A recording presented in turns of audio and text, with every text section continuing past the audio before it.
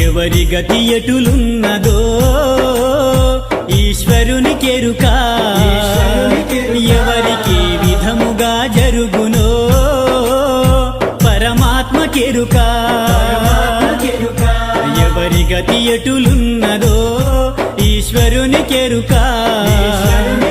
ఎవరికి విధముగా జరుగునో పరమాత్మకెరుక ఎవరి స్థితి ఎటులున్నదో